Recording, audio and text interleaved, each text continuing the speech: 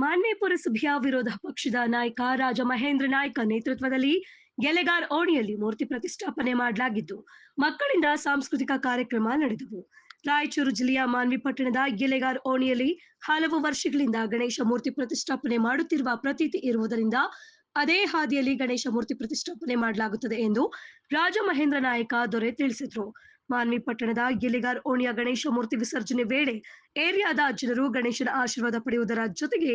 ಯಾವುದೇ ತೊಂದರೆ ಇಲ್ಲದೆ ವಿಸರ್ಜನೆ ಮಾಡಿದ ಪ್ರತೀತಿ ಇದೆ ಎಂದು ಮಹೇಂದ್ರ ನಾಯಕ ತಿಳಿಸಿದರು. ಅದೇ ರೀತಿ ನಮ್ಮ ಪೂಜ್ಯ ಗುರುಗಳಾದ ರೇವಣಸಿದ್ದೇಶ್ವರ ಹಿರೇಮಠ ಸರ್ ಅವರೇ, ಅದೇ ರೀತಿ ನಮ್ಮ ತಾಲೂಕಾ ಶಿಕ್ಷಕರ ಸಂಘದ ಅಧ್ಯಕ್ಷರು ಆತ್ಮೀಯರು ಶಿಕ್ಷಕರಾದ ಸಂಗಮೇಶ್ ಬುದೋಳ ಅವರೇ ಮತ್ತು ಇನ್ನೊಬ್ಬ ಆದಾಪುರಪೇಟೆಯ ಮುಖ್ಯ ಗುರುಗಳಾದ HD ಪ್ರಕಾಶ್ ಸರ್ ಅವರೇ, ಶಿಕ್ಷಕರಾದ ಬಸಪ್ಪ ಸರ್ ಅವರೇ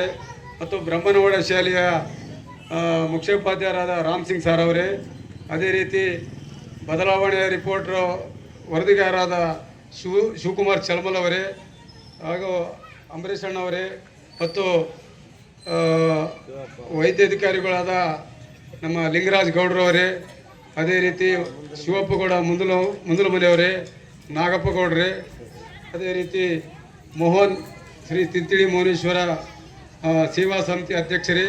ಮತ್ತು ಇಲ್ಲಿ ನಡೆದಂಥ ಎಲ್ಲ ನನ್ನ ವಾರ್ಡಿನ ಹಿರಿಗೆರೆ ವಾರ್ಡಿನ 19ನೇ ವಾರ್ಡಿನ ಎಲ್ಲ ಅಕ್ಕ ತಂಗಿಯರೇ ಹಾಗೂ ಹಿರಿಯರೇ ಹಾಗೂ ನನ್ನ ಮುದ್ದು ಮಕ್ಕಳೇ, ಈಗಾಗಲೇ ನಾನು ನನ್ನ 5 ವರ್ಷದ ಅವಧಿಯಲ್ಲಿ ಈ ವಾರ್ಡಿನ ಮೂಲಭೂತ ಸೌಲಭ್ಯಗಳಿಗೆ ಪ್ರಾಮಾಣಿಕವಾಗಿ ನಿಮ್ಮ ಎಲ್ಲವರ ಸಲಹೆ ಸೂಚನೆ ಮೇರೆಗೆ ಪ್ರೀತಿ ವಿಶ್ವಾಸದಿಂದ ಈ ವಾರ್ಡಿನ ಮೂಲಭೂತ ಸೌಲಭ್ಯಗಳಿಗೆ ಸ್ಪಂದಿಸ್ತಾ ಬಂದಿದ್ದು, ಇನ್ನು ಮುಂದಿನ ದಿನಗಳಲ್ಲಿ ನಿಮ್ಮೆಲ್ಲರ ಆಶೀರ್ವಾದ ಮತ್ತು ಸಹಕಾರ, ಸಲಹೆ, ಪ್ರೀತಿ ವಿಶ್ವಾಸ ಇದೇ ರೀತಿ ಇರಲಿ ಅಂತೇಳಿ ಆಶಿಸ್ತಾ ಆ ವಿಘ್ನೇಶ್ವರನು ನಿಮ್ಮೆಲ್ಲರಿಗೂ ಆರೋಗ್ಯ, ಆಯುಷ್ಯ, ಸಮೃದ್ಧಿ ಕರುಣಿಸಲಿ ಅಂತ ಹೇಳ್ತಾ ಈ ಸಾಂಸ್ಕೃತಿಕ ಕಾರ್ಯಕ್ರಮಗಳಿಗೆ ಎಲ್ಲರೂ ತಮ್ಮ ಶಾಂತತೆಯನ್ನು ಕಾಪಾಡಿಕೊಂಡು ವೀಕ್ಷಣೆ ಮಾಡಿ ಸನ್ಮಾನಿತರಿ ಗೌರವ ತೋರಿಸಿ ತಾವೆಲ್ಲರೂ